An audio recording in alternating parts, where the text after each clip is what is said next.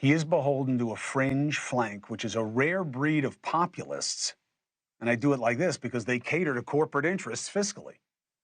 And you just saw what he really thinks about the people's destiny that he had right behind him in that window. Wages are too high. Got to keep the minimum wage where it is. The federal minimum wage is like $7.50.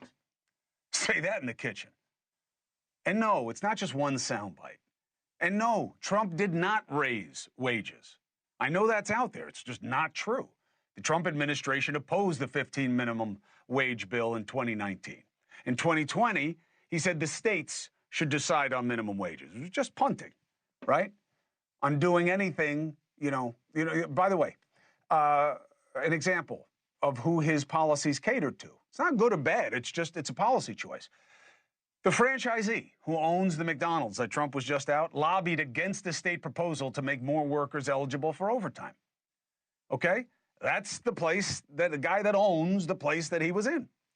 That's why Obama tried to make the franchisees all independent employers so that they would have to be responsible for those under 500 worker plans of raising wages and giving sick leave and doing other things. McDonald's won under Trump, didn't have to follow what Obama wanted them to follow, didn't have to give workers as much, okay?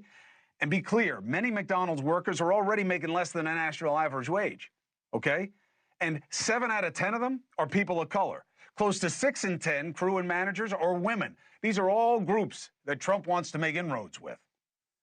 Now, a fair pushback is often, oh, yeah, hold on. But he would have needed Congress for that. He did that part with his tax cuts in 2016, which gave more money in the pockets. Yeah, that's true. There was more money in the pockets. If you're talking about the pockets of the employer of those workers, right? Because it was McDonald's that got the big bump, not the workers. That wasn't a middle-class tax cut. Their rate went from what it was in 2017 to 2023 was a huge cut. Now, I don't have any problem with a tax cut. It's what do you do with it and when do you give it, okay? Now, economists can argue to you that it wasn't a great time to do those tax cuts, but what did they do with the extra earnings? Did they pass it along to workers in the form of wages? No. McDonald's will say, oh, hold on, I tripled the tuition fund for employees. True, they did. $150 million over 5 years, that's 30 a year, right? That's impressive. Until you remember, their net income just last year was $8.5 billion. Okay? So, why is Trump leading when it comes to the economy? 3 reasons. He talks about it all the time in terms of what's wrong with it, and overwhelmingly, that's where we are. Voters are negative on it.